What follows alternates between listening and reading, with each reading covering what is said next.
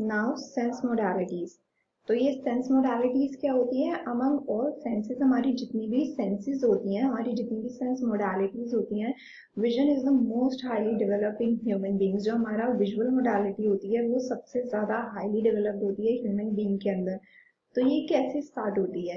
It begins with light enters the I. When light हमारी आंखों के अंदर एंटर होती है, स्टिमुलेट्स आवर विजुअल रिसेप्टर, और स्टिमुलेट करती है हमारे विजुअल रिसेप्टर को, ताकि हम कोई भी ऑब्जेक्ट देख पाए, ताकि हमारी जो आंखें हैं वो काम कर सकें, वो फंक्शन करें, और वो हमारे सामने जो भी ऑब्जेक्ट है उन्हें देख पाए।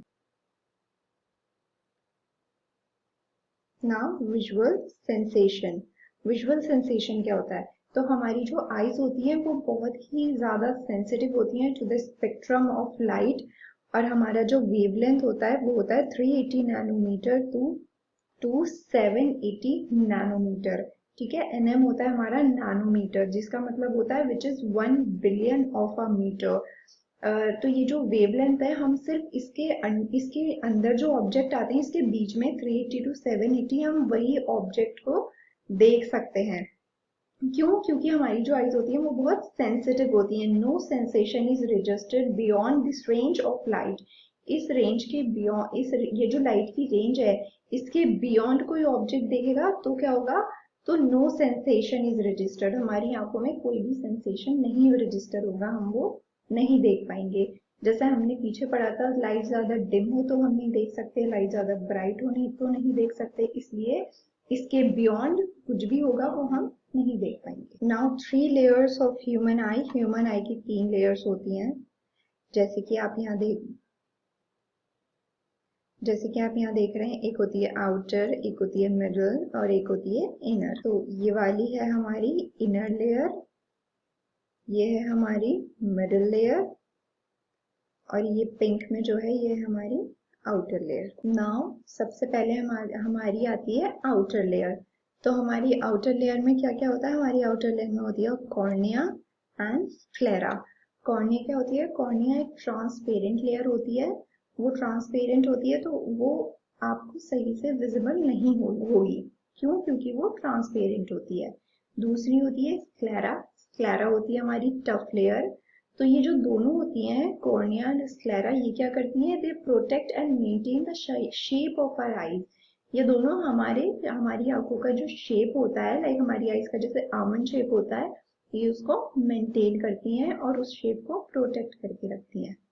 तो ये होता है इन दोनों का फंक्शन। आउटर लेयर में हमारी एक और चीज आती है, वो होती है हमारी लेंस। लेंस ऑफ एन आई। तो लेंस, इसको हम लेंस क्यों कहते हैं? The I generally compared with the camera. क्योंकि जो हमारी जो आई होती है उसको हम जनरली कैमरा से कंपेयर करते हैं। क्यों करते हैं? Because the eye and camera have a lens. क्योंकि कैमरा और आई में दोनों में लेंस होता है, इसलिए हम जनरली इन दोनों को हमेशा कंपेयर करते हैं। ओके, तो ये लेंस क्या करता है? ये डिवाइड करता है हमारी आई को, divide the I into 2 layer. पहला होता है हमारा एक्वस चेम्बर, दूसरा होता है हमारा vitreous chamber. Now aqueous chamber. तो एक्वस चेम्बर क्या कहाँ पे लोकेट होता है? ये लोकेट करता है बिटवीन कॉर्निया और लेंस। हमारा कॉर्निया जो होता है, जैसे हमने पीछे पढ़ा था, जो ट्रांसपेरेंट लेयर होती है, तो ये हमारे कॉर्निया और लेंस के बीच में लोकेट करता है, filled with watery liquid called aqueous humour. क्योंकि ये एक्वस चेम्बर है तो ये एक्वस ह्यूमर से भरा होता है। सिंपल है ना? और ये क्या होता है? हमारा एक्वस चेम्बर जो होता है ये स्मॉलर इन साइज, ये छोटा होता है। अब क्या आता है हमारा?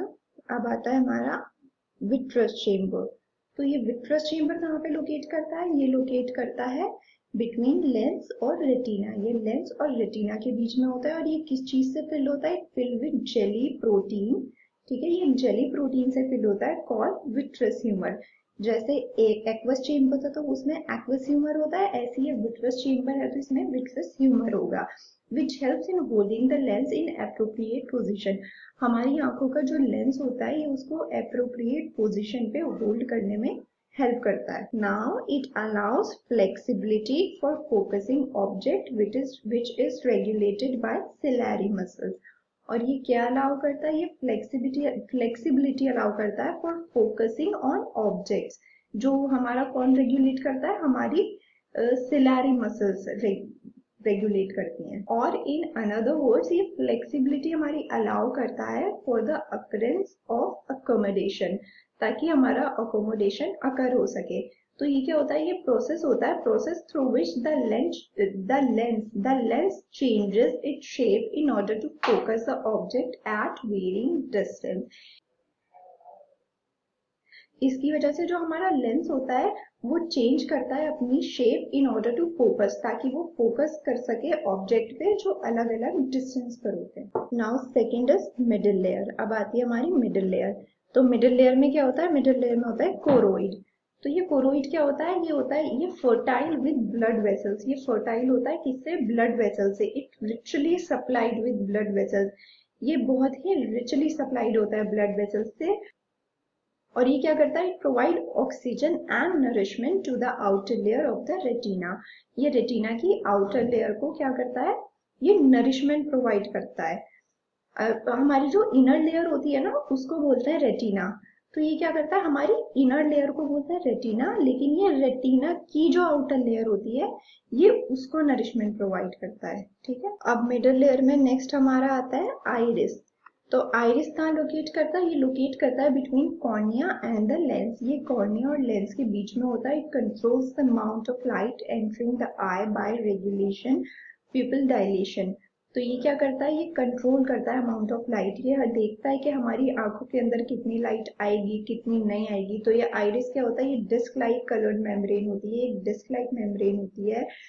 Like a camera, the eye also has mechanism to control the amount of light. इसलिए ये लाइट को कंट्रोल करता है हमारी आंखों के अंदर आने से। और ये किसके थ्रू करता है, ये करता है बाय प्यूपिल डायलेशन। तो ये क्या होता है, जब हमारी लाइट डिम हो जाती है, जब हमारी लाइट कम हो जाती है, तो हमारी पिपल्स क्या होती हैं, वो डायलेट होती हैं। और जब लाइट ब्राइट हो जाती है तो ये क्या होती है, ये कॉन्ट्रैक्ट हो जाती है। अब लास्ट आता है हमारा इनर लेयर। इनर लेयर में हमारा क्या आता है, रेटिना। तो रेटिना किससे बनती है, सबसे पहले रेटिना क्या होता है, रेटिना इनर मोस्ट लेयर होती है हमारी आंखों की। हमारी आंखों की सबसे ज्यादा इनर अंदर की जो लेयर होती है वो होती है हमारी रेटिना। और ये किससे बनती है, it made up of 5 photo sensitive sales. ये 5 फोटो सेंसिटिव सेल्स से बनती है, जिसमें से 2 सबसे ज्यादा इंपॉर्टेंट होते हैं, और वो होते हैं हमारे रॉड्स एंड कोन्स। तो रॉड्स, अब रॉड्स की वजह से क्या होता है, रॉड्स की वजह से जो हमारा नाइट विजन होता है वो लीड्स टू कलरलेस विजन। जो हमारा लाइट विजन होता है, जो हमारा नाइट रात का जो विजन होता है उसकी वजह से हमें वो हमारा विजन कलरलेस आता है। Each I contain about 100 million rods. हमारी दोनों आंखों में, मतलब एक आंख में हमारी 100 मिलियन रॉड्स हैं, और हमारी दूसरी आंख में भी 100 मिलियन रॉड्स हैं। और ये क्या करते हैं, this operate at low intensity of light. ये लो इंटेंसिटी ऑफ लाइट पे ऑपरेट करते हैं। क्यों, क्योंकि जैसे हमने अभी ऊपर पढ़ा, night vision leads to colourless vision. अब हमारा आता है कोन्स। तो कोन्स क्या करता है, ये क्या होता है, रिस्पॉन्सिबल होता है ये day light vision which leads two coloured vision. ये डे लाइट विजन होता है जो लीड करता है कहाँ पे, कलर्ड विजन की तरफ। 7 million cones concentrated in the eye. There are 7 million कोन हमारी हर आंख में। जैसे लेफ्ट में 7 मिलियन, राइट में 7 मिलियन। जैसे हमारे 100 मिलियन रॉड्स थे, ऐसे हमारे हर आंख में 7 मिलियन कोन्स होते हैं। तो ये क्या करता है, they operate at high level of illumination and lead two coloured vision. क्यों, जैसे अभी हमने पढ़ा था, इसमें डे लाइट विजन होता है जो लीड करता है टू कलर्ड विजन की तरफ। अब हमारा आता है ऑप्टिक नर्व। तो ये ऑप्टिक नर्व क्या होता है, beside photoreceptors, photoreceptor से अलग retina also contains a bundle of axon of cells. ये जो bundle of axon of cells होते हैं, इनको क्या हम बोलते हैं, हम इनको बोलते हैं ganglion cells that form the optic nerve. और ये सब मिलके क्या बनाते हैं, ये सब मिलके हमारा ऑप्टिक नर्व बनाते हैं, which leads to the brain, जो हमारे ब्रेन तक जाती है। सो द ऑप्टिक नर्व, तो ये जो हमारी ऑप्टिक नर्व होती है, ये क्या करती है, ये कनेक्ट करती है हमारी आई को टू द ब्रेन से। ठीक है, हमारी आई को हमारी ब्रेन से कनेक्ट करती है। The optic nerve carries the impulse formed by the retina. ये कैरी करती है इम्पल्स जो कौन फॉर्म करता है, जो हमारा रेटिना फॉर्म करता है। The nerve layer that lines the back of the eye and senses light and create impulse. ऐसे ये क्या क्रिएट करती है, इम्पल्स क्रिएट करती है। तो ये होती है हमारी ऑप्टिक नर्व। तो ना हमारी कैसे काम जब हम कुछ चीज़ों को देखते हैं हमारी करती है। तो सबसे पहले retina is divided to parts, the nasal half and the temporal half. Nasal half क्या होता है हमारा inner half portion of the eye and temporal half क्या होता है हमारा outer half portion of the eye. तो सबसे पहले क्या होता है, सबसे पहले an image of the object is formed on the retina. सबसे पहले हमारे रेटिना पे एक इमेज फॉर्म होती है। देन जब ये इन्वर्ट इमेज फॉर्म हो जाती है उसके बाद क्या होता है, उसके बाद the neural impulse is transmitted to the visual cortex. हमारे जो न्यूरल इम्पल्स होते हैं वो ट्रांसमिट होते हैं विजुअल कॉर्टेक्स की तरफ through the optic nerve where the image is reinverted and processed. वहाँ पे हमारी जो इमेज होती है वो री इन्वर्टेड होती है और वहाँ पे वो प्रोसेस्ड होती है। फिर हमारा आता है ब्लाइंड स्पॉट। तो ये ब्लाइंड स्पॉट क्या होता है, तो ऑप्टिक नर्व्स, हमारी जो ऑप्टिक नर्व्स होती हैं दे लीव द रेटिना, वो रेटिना को छोड़ देती हैं from the area that has no photoreceptors, जिस जगह पे फोटो रिसेप्टर्स ना हो। In this area visual sensitivity is completely absent, क्योंकि इस एरिया में हमारी जो विजुअल सेंसिटिविटी होती है, हमारी देखने की सेंसिटिविटी, वो कम्प्लीटली एब्सेंट होती है। Therefore this is called blind spot, इसलिए इसको ब्लाइंड स्पॉट कहते हैं, क्योंकि हम यहाँ पे जो हमारी विजुअल सेंसिटिविटी होती है वो कम्प्लीटली एब्सेंट होती है। तो ये होता है हमारा how the eye work. Now we are going to study adaptation. तो ये अडेप्टेशन क्या होता है, तो ये होता है the human eye can function at a very large range of light intensities. Sometimes we have to undergo a rapid change in illumination level. Illumination level का मतलब होता है place where the light comes from, जहाँ से light आती है उसको हम बोलते हैं illumination। तो ये in simple words adaptation होता है the process of getting adjusted to different intensities of light is called visual adaptation। जब हम अलग अलग intensities of light के क्या बोलते हैं, हम एडजस्ट कर लेते हैं अपने आप को, अपनी ह्यूमन आई को, तो हम उसको मतलब हमने उसको अडेप्ट कर लिया, तो इसको हम बोलते हैं visual adaptation. Now light adaptation. तो ये लाइट अडेप्टेशन क्या होता है, process of adjusting the bright light after the exposure to dim light. जब हम मान लीजिए आप अंधेरे में बैठे होते हैं और फिर आप एकदम से ब्राइट लाइट में जाते हैं, एकदम से लाइट जल जाती है, तो उस चीज को अडेप्ट करना होता है लाइट अडेप्टेशन। और ये जो प्रोसेस होता है this process will takes nearly a minute और टू। जब आप किसी डिम लाइट से ब्राइट लाइट में जाते हैं तो आपकी आईज को सही से फंक्शन करने के लिए, सही से चीजें देखने के लिए कितनी देर लगती है, आपको 1 से 2 मिनट का टाइम लगता है। तो ये होता है हमारा light adaptation. Now dark adaptation. तो ये डार्क अडेप्टेशन क्या होता है, the process of adjusting to a dim illuminating environment after exposure to a bright light. ठीक है, मतलब जब आप एडजस्ट करते हैं डिम लाइट में, जब आप डिम लाइट में जाते हैं ब्राइट लाइट से, जैसे रोशनी हो रही है फिर एकदम से आप अंधेरे में चले गए, तो उसको बोलते हैं dark adaptation. This may take like half an hour even longer. जैसे लाइट अडेप्टेशन में 1 से 2 मिनट लगते थे, इसमें हाफ एन आवर लग सकता है और इससे ज्यादा का टाइम भी लग सकता है, depending on the previous level of exposure to the eye, exposure of the eye to light. तो ये होता है हमारा डार्क अडेप्टेशन। तो अब हम पढ़ेंगे why do they take place. They का मतलब क्या होता है, दे का मतलब अडेप्टेशंस, मतलब ये जो लाइट और डार्क अडेप्टेशंस होती हैं ये क्यों होती हैं, ये क्यों टेक प्लेस करती हैं। तो इस चीज को हम बोलेंगे photochemical basis of light and dark adaptation. अभी हम इसमें पढ़ेंगे कि ये क्यों टेक प्लेस करते हैं। तो जो लाइट एंड डार्क अडेप्टेशन होती है वो अकर होती हैं ड्यू टू फोटोकेमिकल प्रोसेसेस की वजह से। The rods have a photosensitive chemical substances। जो rods होते हैं हमारी आंखों में, उनके पास कुछ photochemical substances होते हैं जिनको हम क्या बोलते हैं, जिनको हम बोलते हैं rhodopsin और visual purple।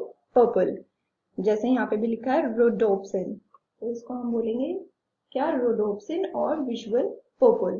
उसके बाद इसमें क्या होता है, by the action of light the molecule, जो हमारी जब ये लाइट एक्शन करती है तो उसकी वजह से जो मॉलिक्यूल होते हैं of this chemical substance get bleached and break down. ये ब्लीच होते हैं और ब्रेक डाउन हो जाते हैं under such conditions the light adaptation takes place in the eyes, इसकी वजह से हमारी आंखों में लाइट अडेप्टेशन होता है। उसके बाद हम पढ़ेंगे कि डार्क अडेप्टेशन क्या होता है, कैसे होता है। तो the dark adaptation is achieved by the removal of light, ये होता है by the removal of light, मतलब जब हम लाइट से ब्राइट लाइट से डिम लाइट में आते हैं। And they were allowing for restorative process, ये किसकी वजह से होता है, ये हमारे रेस्टोरेटिव प्रोसेस की वजह से होता है, to regenerate the pigment in the rods with the help of vitamin A. किसकी हेल्प से होता है ये, by vitamin A, vitamin A की वजह से होता है। The regeneration of rhodopsin in the rods is a time consuming process, तो जब ये हमारे जो रोडोप्सिन होता है ये रीजनरेट होता है हमारे रोड्स में, इस प्रोसेस में बहुत ज्यादा टाइम लगता है। This is why the dark adaptation is a slower process than the light adaptation. इसलिए डार्क अडेप्टेशन में, जैसे हमने पीछे पढ़ा था, हाफ एन आवर लगता है। इस सिर्फ यही वजह है कि डार्क अडेप्टेशन में थोड़ा ज्यादा टाइम लगता है। So now we are going to study color dimensions. So कितने तरीके के कलर डायमेंशंस होते हैं, 3 तरीके के। सबसे पहला होता है ह्यू, देन सैचुरेशन, देन ब्राइटनेस। अब हम इनको एक एक करके आगे पढ़ेंगे। So सबसे पहले हमारा ह्यू क्या होता है, हमारा ह्यू होता है प्रॉपर्टी ऑफ क्रोमैटिक कलर्स, ये हमारे क्रोमैटिक कलर्स की प्रॉपर्टी होती है। अगर आप सिंपल वर्ड में बोले, it refers to the name of the colour, बस और कुछ नहीं। इसका मतलब होता है name of colour like red, green and blue, simple. तो ये बोलता है हमारा ह्यू। नाउ ये जो हमारा ह्यू होता है ये क्या होता है, ये वेरीज इन वेवलेंथ। ये जो हमारा ह्यू होता है इसमें हर कलर की अपनी अलग अलग वेवलेंथ होती है। फॉर एग्जांपल जैसे ग्रीन की होती है 500, like blue has a wavelength of 465 nanometre, तो ऐसे ही लाइक ग्रीन की होती है 500 नैनोमीटर। एक्रोमैटिक कलर्स, हमारे जो एक्रोमैटिक कलर्स होते हैं, एक्रोमैटिक कलर्स क्या होते हैं हमारे, लाइक ब्लैक, व्हाइट और grey are not characterised by hues. ये जो कलर्स होते हैं इनको हम एक्रोमैटिक बोलते हैं, इसलिए ये ह्यू इनको कैरेक्टराइज नहीं करता है। अब आता है हमारा सैचुरेशन। तो हमारा सैचुरेशन क्या होता है, सैचुरेशन होता है the light of single wavelength. हमारी जो लाइट होती है सिंगल वेवलेंथ की appears to be highly saturated, ये हाईली सैचुरेटेड अपीयर होती है as we mix different wavelengths. जब हम दूसरे वेवलेंथ्स को मिक्स करते हैं एक साथ, तो सैचुरेशन डिक्रीजेस, तो जो सैचुरेशन होता है कलर्स का वो क्या होता है, वो डिक्रीज हो जाता है। The colour grey is completely unsaturated, हमने जो ग्रे कलर करा है, जो ग्रे कलर होता है उसको हमने कंप्लीटली अनसैचुरेटेड रखा है। अब हम पढ़ेंगे ब्राइटनेस। तो ब्राइटनेस में क्या होता है, अब हम ब्राइटनेस की बात करें तो ऑब्वियसली व्हाइट कलर की हम सबसे पहले बात करेंगे। और व्हाइट कलर क्या होता है, व्हाइट कलर ब्राइट कलर होता है। तो white has the highest brightness and black is the darkest. White की ब्राइटनेस हाईएस्ट होती है और डार्क की क्या होती है, ब्लैक की क्या होती है, ब्लैक की डार्केस्ट होती है। तो इसमें क्या होता है, varies across both chromatic and achromatic colours. ये क्रोमैटिक और क्या बोलते हैं, एक्रोमैटिक, दोनों कलर्स में वेरी करता है।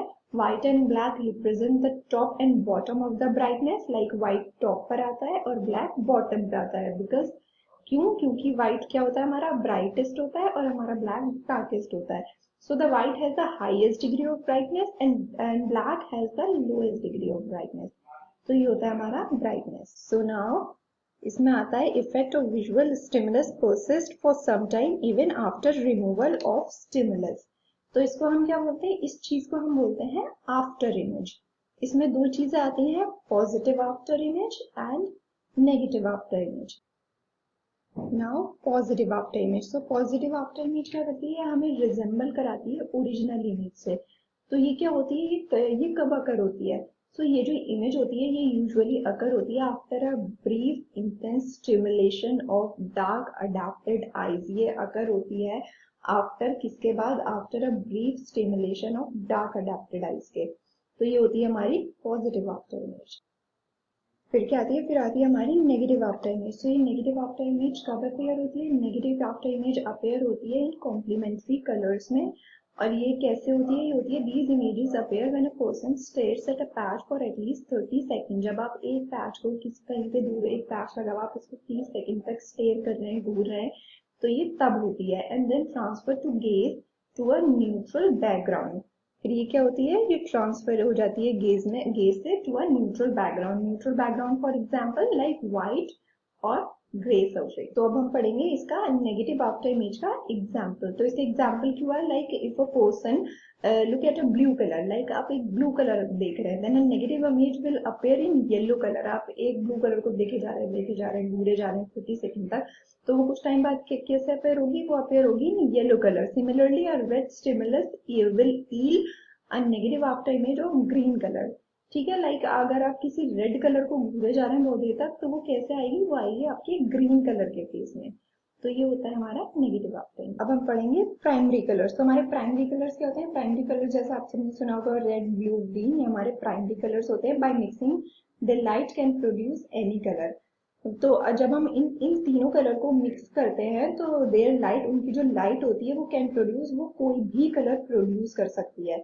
फॉर एग्जाम्पल आप सबसे ज्यादा कॉमन एग्जाम्पल ले लीजिए, लाइक आपकी टेलीविजन स्क्रीन। तो इसमें क्या होता है, it contains spots of blue red and green colour. आपकी जो टीवी स्क्रीन होती है, आपने देखा होगा जब वो खराब हो जाती है उन पे कुछ नहीं आता, तो उन पे कौन कौन से कलर आते हैं, उसमें रेड ब्लू और ग्रीन कलर आते हैं। So the combination of these three produce different colours and shades that we see on the television. तो ये जो तीन कलर होते हैं, ये क्या करते हैं, ये डिफरेंट कलर्स और शेड, और वो जो क्या बोलते हैं, शेड्स प्रोड्यूस करते हैं जो हम टीवी पर देख पाते हैं। तो ये होता है काम हमारे प्राइमरी कलर्स। अब हम पढ़ेंगे ऑडिटरी सेंसेशन। तो ये ऑडिटरी सेंसेशन कैसे होता है, ये होता है it begins when sound enters our ear and stimulate the chief organ of hearing. जब कोई भी साउंड हमारे कानों पे पड़ता है तो वो क्या करता है, वो स्टिमुलेट कर देता है हमारे चीफ ऑर्गन को, जो होता है हमारा हियरिंग, मतलब हमारे कान जहाँ से हम सुनते हैं। तो ह्यूमन ईयर क्या होता है, ये प्राइमरी रिसेप्टर होता है ऑफ ऑडिटरी स्टिमुलाई का, क्या होता है, प्राइमरी रिसेप्टर होता है। और इसका दूसरा काम क्या होता है, ये वो करता है मेंटेन बॉडी बैलेंस, और ये हमारा बॉडी बैलेंस भी मेंटेन करता है। और क्या करता है ये, it provide us with reliable spatial information. ये हमें प्रोवाइड करता है reliable spatial information besides orienting us to certain objects और इंडिविजुअल। इसके अलावा मतलब जो हम सुनते हैं, ये जो भी हम जैसे कोई भी साउंड आता है हमारे कानों पे पड़ता है, हम सुनते हैं, उसके अलावा ये हमें स्पेशल इंफॉर्मेशन भी प्रोवाइड करता है। It plays a vital role in spoken communication also. और ये जो हम दूसरों से बातचीत करते हैं, कम्युनिकेशन करते हैं, ये उसमें भी बहुत ही बहुत ज्यादा इंपॉर्टेंट रोल प्ले करता है। तो ये होता है हमारा काम ऑडिटरी सेंसेशन का। अब जो हमारे ह्यूमन ईयर का स्ट्रक्चर होता है, वो हमारे ईयर को डिवाइड करता है इनटू थ्री पार्ट्स, तीन पार्ट्स में डिवाइड करता है। पहला हो गया एक्सटर्नल, दूसरा हो गया middle and third is inner, जिनको हम बोलते हैं external ear, middle ear and inner ear. तो हमारा सबसे पहले पिन्ना क्या होता है, हमारा पिन्ना होता है कार्टिलेजिनस फनल। ये हमारा एक फनल शेप का होता है, कार्टिलेजिनस फनल होता है, ये हमारा फनल शेप का होता है, that collect sound waves from the surroundings. इसका पिन्ना का काम क्या होता है, हमारी आसपास की सराउंडिंग्स में जितने भी साउंड्स आ रहे हैं ये उनको कलेक्ट करता है। देन हमारा आता है ऑडिटरी मीटर्स। ये क्या करता है, a canal that carry sound wave. ये जो हमारी जो साउंड वेव्स को कलेक्ट करता है पिना, तो ऑडिटरी मीटर्स क्या करता है, ये उनको कैरी करता है, अपने साथ ले जाता है फ्रॉम पिना, पिना से टू द टिम्पैनम और ईयर ड्रम। हमारे कहाँ तक, टिम्पैनम, जिसको हम ईयर ड्रम भी बोलते हैं। जैसे यहाँ पे हमारी साउंड वेव कलेक्ट हुई, यहाँ पर उसने हमारी साउंड वेव्स को कैरी करा और वो कहाँ तक पहुंचा, यहाँ तक, टिम्पैनम मतलब ईयर ड्रम तक। तो ऐसे काम करता है हमारा एक्सटर्नल ईयर। अब हम पढ़ेंगे मिडिल ईयर के बारे में। तो मिडिल ईयर में क्या होता है, तो लास्ट टाइम हमारा साउंड कहाँ पे छूटा था एक्सटर्नल ईयर में, टिम्पैनम में, मतलब ईयर ड्रम में। तो ये ईयर ड्रम क्या होता है, ये highly sensitive to sound vibration. ये साउंड वाइब्रेशन हाईली सेंसिटिव होता है साउंड वाइब्रेशंस को लेके। फिर आती है हमारी टिम्पैनिक कैविटी। तो ये जो हमारी टिम्पैनिक कैविटी होती है, ये किससे कनेक्ट करती है, connect to the pharynx with the help of Eustachian tube. तो ये यूस्टेशियन ट्यूब क्या होती है, ये क्या करती है, इसका काम होता है maintain the air pressure in the cavity.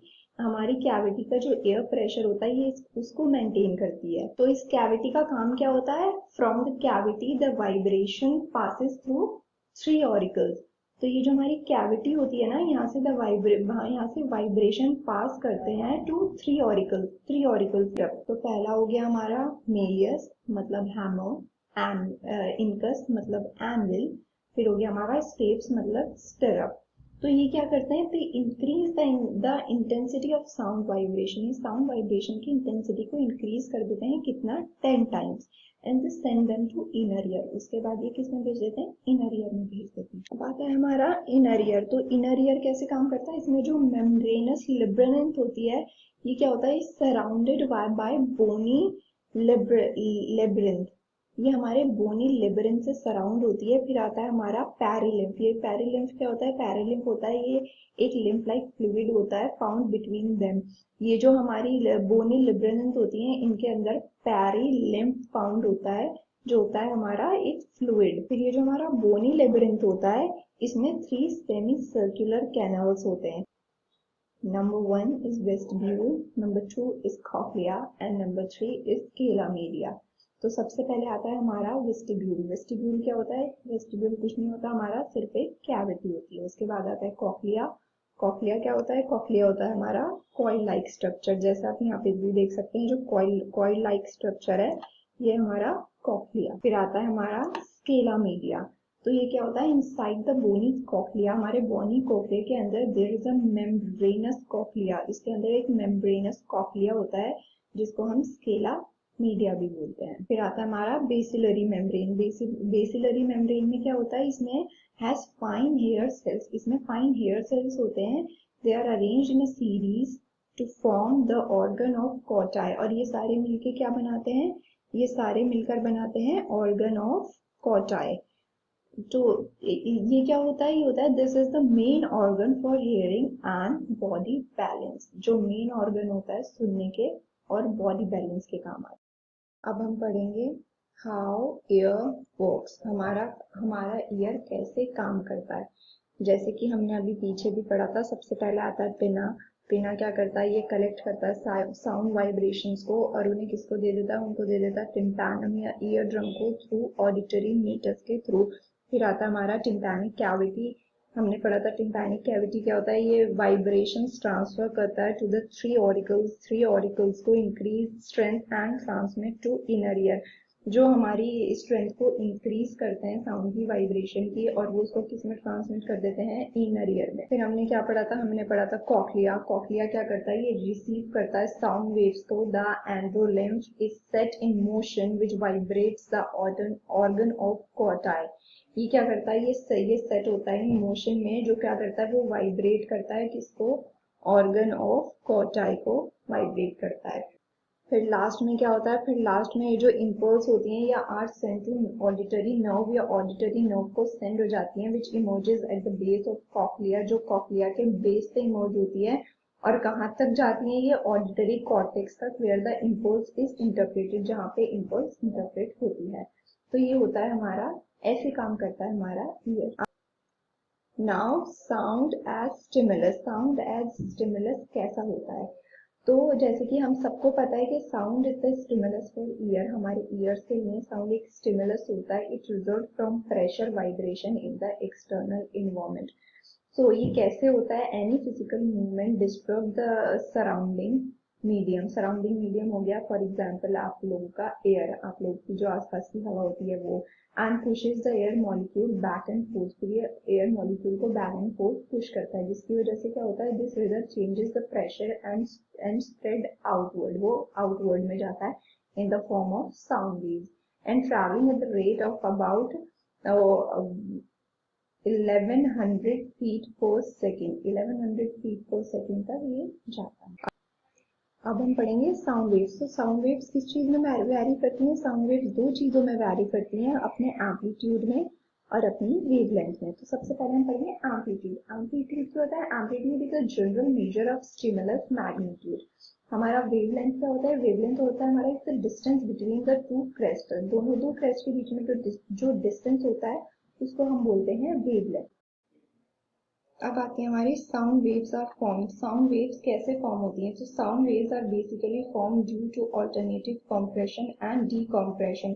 Decompression को हम रेरफैक्शन भी बोलते हैं, ठीक है। तो compression and decompression of air molecules, इसके थ्रू हमारी साउंड क्या होती है, साउंड वेव्स फॉर्म होती हैं।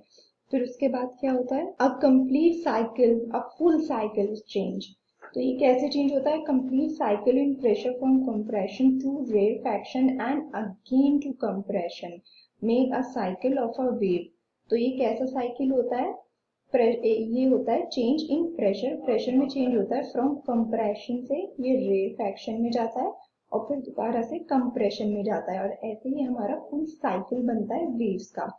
तो उससे क्या होता है? व्हेन द वेवलेंथ इंक्रीजेस, जब हमारा वेवलेंथ इंक्रीज होगा तो हमारी फ्रीक्वेंसी डिक्रीज होगी, and when the wavelength decreases then the frequency increase. तो ये ऐसे चलता रहता है और ये फुल साइकिल बनाता है। तो ये एम्पलीट्यूड और ये फ्रीक्वेंसी, ये दोनों क्या होते हैं? ये दोनों फिजिकल डायमेंशंस होते हैं। Amplitude and frequency both are physical dimension. फिर आता है हमारा हर्ट्ज। हर्ट्ज क्या होता है? ये होता है sound wave describe in frequency. जब साउंड वेव को फ्रीक्वेंसी में डिस्क्राइब करा जाता है, measure in terms of cycle per second and unit is called hertz. जब हमारी साउंड वेव्स को डिस्क्राइब करा जाता है फ्रीक्वेंसी में और उसे मेजर करा जाता है इन terms of cycle per second का साइकिल, तो उस यूनिट को क्या बोलते हैं? उस यूनिट को हम बोलते हैं हर्ट्ज। तो beside these there are 3 psychological dimension. यहाँ पे 3 साइकोलॉजिकल डायमेंशंस होते हैं जिन ऑफ साउंड। साउंड के 3 साइकोलॉजिकल डायमेंशंस होते हैं जिनको हम बोलते हैं पिच, लाउडनेस एंड टिम्बर। तो अब हम इनको वन बाय वन पढ़ेंगे। सबसे पहले पिच क्या होता है? Now pitch. तो पिच क्या होता है? Pitch refers to the highness और लोनेस ऑफ द साउंड। मतलब जब साउंड हाई होता है या लो होता है उसको हम बोलते हैं pitch. The 7 notes, for example आप ले लीजिए 7 नोट्स। हमारे इंडियन क्लासिकल म्यूजिक में 7 नोट्स होता है ना, वो क्या रिप्रेजेंट करते हैं? वो रिप्रेजेंट करते हैं gradual increase in their pitch. जब वो नोट्स ऊपर जाते हैं तो वो gradual increase in the pitch represent करते हैं। Frequency determine the pitch of the sound wave. जो फ्रीक्वेंसी होती है वो डिटरमाइन करती है साउंड वेव की पिच को। The higher the frequency the higher will be the pitch. Frequency जितनी हाई होगी पिच भी उतनी ही हाई होगी। The range of hearing is general 20 to 20,000 hertz. तो हमारी जो रेंज होती है सुनने की, मतलब सुनने की क्षमता, सुनने की शक्ति जो होती है हमारी, हियरिंग रेंज वो होती है हमारी 20 hertz to 20,000 hertz. Now loudness. तो लाउडनेस किस में मेजर होता है? Loudness measure in decibels. Loudness decibels में मेजर होता है। सो ये कैसे होता है? Loudness of sound is determined by the amplitude. Loudness को कौन डिटरमाइन करता है? लाउडनेस को डिटरमाइन करता है amplitude. Sound waves with large amplitude are perceived as loud. जो भी साउंड वेव्स बहुत ही लार्ज एम्पलीट्यूड के साथ होंगी उनको क्या हम बोलेंगे? उनको हम उस साउंड को हम बोलेंगे लाउड साउंड। वो लाउड साउंड होता है। Those with small amplitude are perceived as soft। वो सॉफ्ट साउंड होते हैं जिनकी आवाज कम होती है, जो हमारे कानों को अच्छे लगते हैं, सूदिंग लगते हैं।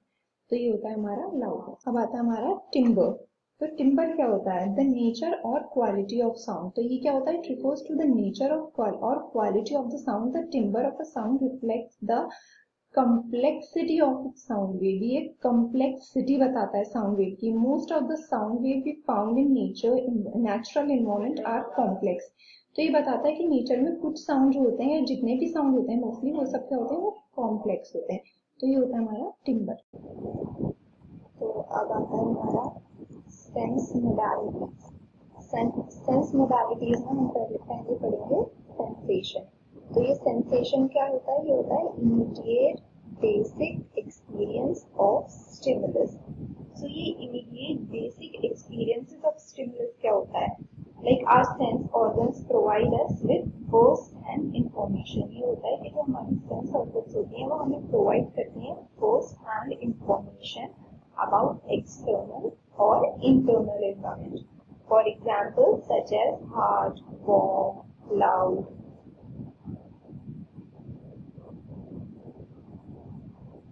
जैसे कि यहाँ पर then it results from appropriate stimulation of a sensory organ. Like the initial experience, जो हमारा initial सबसे पहले experience होता है of a stimulus or an object, किसी भी stimulus या object का, वो क्या होता है? registered by a particular sense organ। वो हमारे अंदर register होता है by किसी भी एक particular sense organ के। नाउ हमारे सेंस मोडालिटीज का क्या मतलब होता है? Sense modalities refer to each organ speciality in dealing with a particular kind of information. Like different sense organs deal with different form of stimuli. हमारे जो अलग अलग sense organs होते हैं वो deal करते हैं अलग अलग stimuli के साथ and serve करते हैं different purposes. For example, हम taste करते हैं इसे अपने टंग से. हम अगर हमें कोई म्यूजिक सुनाई देता है तो हम सुनते हैं अपने कानों से. हमें कुछ दिखाई देता है, हमें कुछ देखना होता है, हम देखते हैं अपनी आंखों से. इस तरीके से different sense organs deal with different form of stimuli. हमारे अलग अलग सेंस ऑर्गन्स अलग अलग स्टिमुलाई के साथ डील करते हैं. Now functional limitations of sense organs. हमारे सेंस ऑर्गन्स जो फंक्शन करते हैं उनके क्या क्या लिमिटेशंस हैं.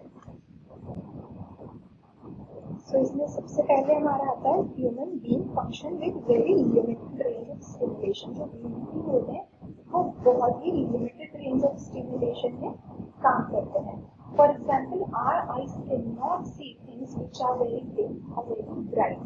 मतलब जो बहुत जिनकी लाइट बहुत ज्यादा कम होती है उनसे भी हमारी बोलते हैं हम आंखें दुख रही हैं, आंखों में पेन हो रहा है, तो ऐसे करके जो मतलब अगर बहुत ज्यादा डिम लाइट होगी तो भी हम कुछ नहीं देख पाएंगे, बहुत ज्यादा ब्राइट लाइट होगी तो भी हम कुछ नहीं देख पाएंगे. जैसे सामने से कोई हमारी आइज पे टॉर्च मारता है तो हम नहीं देख पाते. तो ऐसे ना ही हम डिम लाइट में ज्यादा देख पाते हैं और ना ही हम ज्यादा ब्राइट लाइट में देख पाते हैं. Similarly our ears can not hear like very faint or very loud sounds. बहुत ही ज़्यादा loud sounds हम नहीं सुन पाते हैं. The same is true with our other sense organs also. For a stimulation to get noticed, it must require a minimum value or weight. किसी भी stimulus को notice होने में कोई minimum value या weight चाहिए होता है to activate a given sensory system. किसी भी सेंसरी सिस्टम को एक्टिवेट करने के लिए. मतलब जैसे हमें ना कुछ वेट या कोई वैल्यू चाहिए होती है जिससे हमारे सेंस ऑर्गन क्या करें, एक्टिवेट हो जाए, हमारी सेंसरी सिस्टम एक्टिवेट हो जाए, जिसको हम क्या बोलेंगे, एब्सोल्यूट थ्रेशोल्ड या एब्सोल्यूट लिमिट. तो इसको हम ले लेते हैं एग्जाम्पल के साथ. For example, you add a granule of sugar to a glass of water. आपने थोड़े से शुगर डाली इसमें एक ग्लास पानी में. अब आप उसे घोल के पिएंगे, आपको ज्यादा कुछ फर्क महसूस नहीं होगा. आपने थोड़ा सा और डाल दिया, फिर भी कुछ नहीं हुआ. फिर क्या हुआ, आपने 2, 3, 4, 5, 6 स्पून और डाल दिए. फिर क्या होगा, आपको वो वाटर स्वीट लगने लगेगा, आपको वो वाटर क्या लगने लगेगा, ज्यादा ही मीठा लगने लगेगा.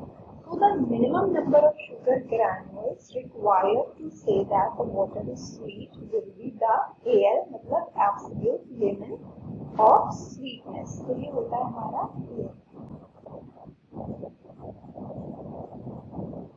Now the air, however, is not a fixed point. हमारा जो air होता है जहाँ पे हमें water sweet करने लगा था वो एक fixed point नहीं होता है. वो एक fixed point किसी ने नहीं बनाया, unlike fine. तो ये क्या होता है, ये वैरी करता है. It varies from individual to individual. For example, किसी को ज्यादा मीठा पसंद होता है, किसी को थोड़ा सा मीठा डाल दो तो उसे एकदम से ज्यादा मीठा लगने लगता है. तो इस वजह से ये वैरी करता है individual to individual. Now the difference between stimuli can be noticeable through their value. जो डिफरेंस होता है स्टिमुलाई का वो उसको हम नोटिस कर सकते हैं किसके थ्रू वैल्यूज, जिसको हम बोलते हैं डिफरेंस थ्रेशोल्ड और डिफरेंस लिमिट. फॉर एग्जांपल, आप कोई पुराना शुगर ग्रैन्यूल वाला एग्जांपल ले लीजिए, जैसे कि यहाँ पे जो लिखा है. अब हम इसमें डिफरेंस लिमिट को समझने के लिए क्या करेंगे, आप अपना वो पुराना वाला वाटर ले लीजिए जो पहले से ही स्वीट है.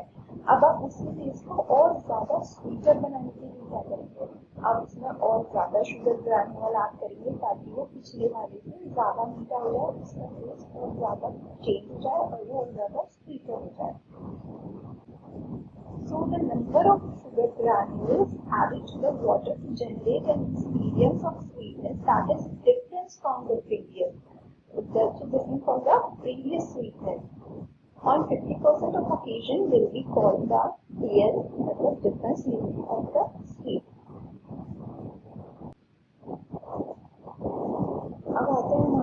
मेजर सेंसेस होते हैं और मेजर सेंसेस होते हैं विजुअल, जैसे आंखों से देखना, vision, like smell, smell with our nose, तो आवर नोज दिमाग से स्मेल करते हैं, टेस्ट जो हमारी टंग से होता है, देन टच जो हमारी स्किन से होता है,